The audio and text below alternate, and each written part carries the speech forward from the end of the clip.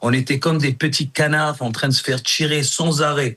J'ai un bébé de 2 ans qui était dans les bras de ma femme que je regardais. J'avais un enfant sous mes bras de 11 ans. Et il n'y avait personne pendant 10 minutes. Personne pour nous aider. Nous sommes en ligne avec Dany. Dany, bonjour. Bonjour. Merci d'être avec nous. Vous étiez dimanche au moment de ce rassemblement, de ce happening à l'occasion de Hanouka sur la plage de Bondi. Et je voudrais que vous nous racontiez ce que vous avez vécu. Donc nous étions à la plage, tous. J'avais mes 4 enfants et ma femme. On était tous là-bas. Je suis juste rentré. J'étais nager à la plage. J'avais mon scooter garé et je suis rentré dedans dans ce. C'était une occasion de Hanouka pour les Juifs russes. Et donc j'ai été là-bas et je suis rentré dedans avec les enfants. Et les enfants, ils s'amusaient. Il y avait des gens, des amusements et tout pour les enfants. Et c'était tout d'un coup, soudain, on croyait que c'était des feux d'artifice. Alors j'ai 4 enfants. J'ai un fils qui a 14 ans. J'ai une fille qui a 11 ans. Une autre fille qui a 8 ans et un bébé qui a 2 ans. Et ma femme, on était tous au milieu. Et tout d'un coup, on croyait que c'était des feux d'artifice. Alors on a couru de partout. J'ai pris une de mes filles que j'étais plus proche de moi, la fille de 11 ans. Je l'ai pris dans mes bras. Je l'ai bougé avec moi derrière une voiture. J'ai bougé ma femme. Je l'ai vu bouger d'un autre camion derrière. Elle a bougé avec mon bébé de 2 ans. Mon fils, on ne le voyait pas, et mon autre fille, je la voyais pas. Alors je voulais revenir pour les prendre et ça mitraillait. Il y avait des coups de feu sans arrêt pendant très longtemps. Et ma femme, elle parlait, je la voyais. On était bien cachés d'un bon côté, grâce à Dieu. Je sais pas, Dieu il nous a guidés, mais on a couru du bon côté. On était derrière une voiture. Il y avait des coups de feu sur les voitures. Il y a une dame à côté, sous la voiture, qui s'est fait frapper. À côté de ma fille, il y avait du sang partout. Il y avait une autre personne derrière qui était en blessé complètement derrière nous. Et je voulais juste prendre ma fille.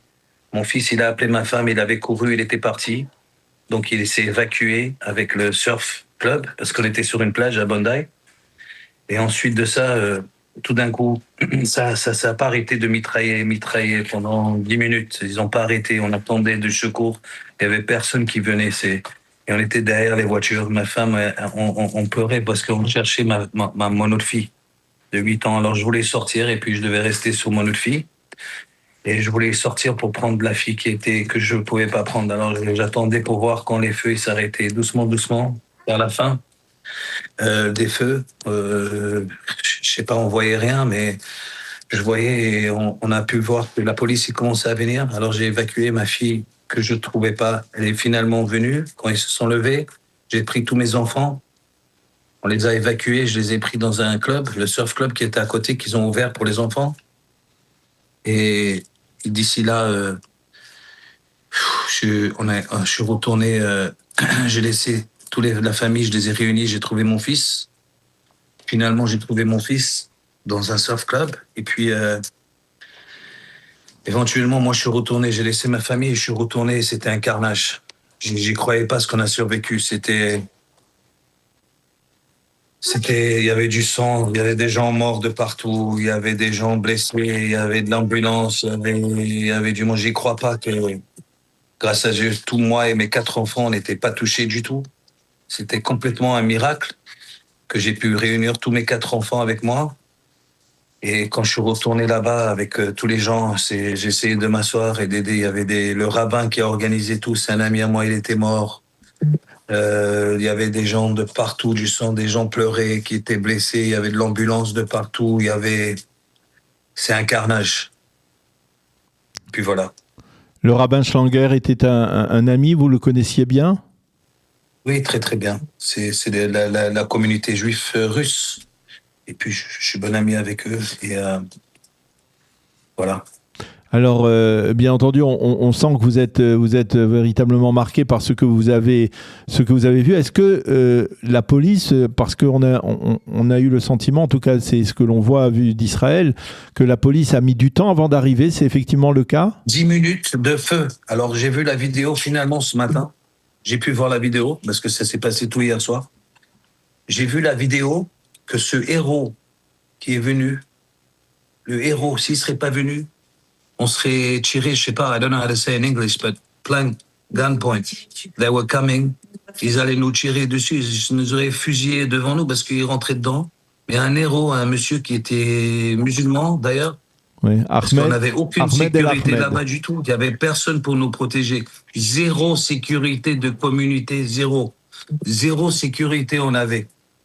La police, ils ont pris 10 minutes. J'arrive pas à comprendre comment ils ont laissé ces gens, la police, tirer pendant 10 minutes. On était comme des petits canards en train de se faire tirer sans arrêt. Sans arrêt, je pouvais pas bouger pour prendre ma fille pour bouger. Et j'ai vu la vidéo ce matin. Je suis tellement remerciant envers ce monsieur. Parce que s'il serait pas sauté sur ce mec et il serait pas retourné en arrière, il nous aurait fusillé beaucoup plus là-bas. On pouvait pas bouger. J'avais mon bébé. J'ai un bébé de 2 ans qui était dans les bras de ma femme que je regardais. J'avais un enfant sous mes bras de 11 ans. Et il n'y avait personne pendant 10 minutes. Personne pour nous aider. Et c'est incroyable. C'est un miracle qu'on a. Je suis très remerciant par un miracle de Dieu merci Dieu que on a été protégés. Dieu m'a protégé, moi et tous mes enfants. Mon fils, quand je l'ai retrouvé, son pull, je peux te le faire montrer là. Le pull de mon fils, plein de sang. Et quelqu'un s'est fait tirer à côté de lui. Heureusement qu'il a couru. Il est mort, le mec. Et moi, je suis retourné. Je savais pas quel carnage pendant tous ces coups de feu. J'y croyais pas. Des gens que je connais de partout, morts. Tous les gens que j'ai vus juste avant. Je venais de la plage, je viens juste de rentrer dedans. C'est dégoûtant qu'ils ont pu nous tirer comme des canards. Une fête avec des enfants sur la plage, partout, avec un parc d'enfants. Ils nous ont tiré dessus comme des petits canards, de partout, sans arrêt. Ça n'a pas arrêté les coups de feu. Et ça ne s'arrêtait pas et on n'avait aucune aide, comme vous dites. Alors, comment ils ont pu tirer pendant 10 minutes sans aide? J'arrive pas à comprendre. Alors, quels sont les sentiments aujourd'hui que vous avez envers les autorités australiennes? Vous avez de la colère, il y a des critiques? Non, je suis remerciant envers Dieu qu'on a été protégés. Et nous, on est des gens très peace et on aime les gens. On est des gens qui aiment les gens. On vit très bien et on n'a pas peur du tout. Je retournerai, je suis toujours à ma plage. J'étais là-bas toute la journée.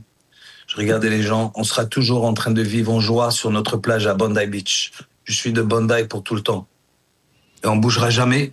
Et personne ne nous fera peur. Jamais. On n'a pas besoin. Ça, c'est des gens fous. C'est des pètes. C'est des enculés. Ils ont rien à faire. C'est des gens qui ont la haine. Nous, on vit en joie et en amour. Et on n'a pas peur de ces gens. Et on continuera toute notre joie. Et jamais on n'aura peur de retourner sur notre plage. Mais ce qu'on sait, c'est qu'on n'est pas bien protégé, donc on doit se protéger nous-mêmes. Il n'y a personne qui nous voit que Dieu et nous-mêmes. Alors on doit se battre nous-mêmes. Est-ce que vous sentiez un peu cette atmosphère contre la communauté juive? Non, la communauté de Bondi, aujourd'hui, je peux te dire qu'ils sont très très réunis. Tout le monde était à la plage. Il y avait une très grande réunion de gens. Tous les gens pas juifs, ils sont tous venus à Bondi Beach. Ça fait de la peine parce que l'organisateur, c'est l'European Est. L'European Est, c'est des Russes juifs, cette communauté. La communauté euro-juif qui ont fait toute cette organisation. Donc, beaucoup de Russes, les pauvres. Des gens qui ont survécu l'Holocauste. Il y avait des gens, une dame qui est morte, qui est âgée. Mes enfants, ils sont, grâce à Dieu, très forts. Et j'ai une fille qui a fait le schéma. Elle a vu une autre fille se fait frapper par balle à côté d'elle. C'est ma fille que j'ai pu avoir après. J'ai pu réunir tous mes enfants. Je pouvais pas bouger. Je regrette que j'ai pas pu me lever plus parce que je pouvais pas laisser ma fille, que j'aurais pu aider. Parce que quand j'ai vu les vidéos, je comprends pas comment personne pouvait se lever pour les tackle these guys et les bouger. Comme le mec il a fait. Pourquoi personne les a laissés? Pourquoi ils ont laissé nous tirer dessus comme ça? Pourquoi personne nous a aidés? Pourquoi la police? Pourquoi personne n'a aidé? Je comprends pas. 10 minutes de coup de feu comme ça, sans rien. Sans aide. On comprend à la fois votre colère et d'une certaine manière et aussi vos sentiments de remerciement. tout cela, vous pensez que ça va changer les choses dans la réalité de la communauté? Je sais pas. Écoute, tout le monde est un peu choqué. Je pense pas. Je pense que ça va s'arranger. Tu sais, on n'a pas peur. C'est un accident. Ça arrive. En Israël, ça arrive tous les jours, les trucs comme ça, tous les semaines, les pauvres, les gens. On a vécu, c'était comme si un mini Octobre le 7, en fait. Parce que c'était pas le même montant de gens. C'était pas au milieu à côté de Gaza, mais on était comme des canards dans une fête en train de se faire tirer dessus. Et j'ai vu à la fin, j'ai réagi. J'ai réfléchi à ça. J'ai vu ce matin les vidéos. J'y croyais pas qu'on était au milieu de ça avec mes 4 enfants. C'est des gens, ils nous ont tiré dessus sans pitié. C'est un père et un fils qui a fait ça. Et il y avait des autres gens, c'est des gens qui ont la haine. Cette haine, c'est fait par un gouvernement, je dirais, qui laisse les gens détester les Juifs sans arrêt pendant 2 ans, et puis voilà le résultat. C'est tout. C'est le résultat. Mm-hmm. Ils ont laissé les gens comme ça pendant 2 ans nous détester. On a des enfants dans des écoles, les enfants. Ils sont déjà traumatisés avec, tu sais, la haine qu'ils ont contre les Juifs. Mais on n'a pas peur, nous. On est bien ici où on vit très bien. Je peux vous dire, nous, à la plage où on est très très bien. Et rien ne changera. On sera toujours fiers Juifs et on sera toujours bien. Il n'y a rien qui nous fait peur ici. Ça, c'est un petit dégât. Ça passera. Ça rendra la communauté plus forte.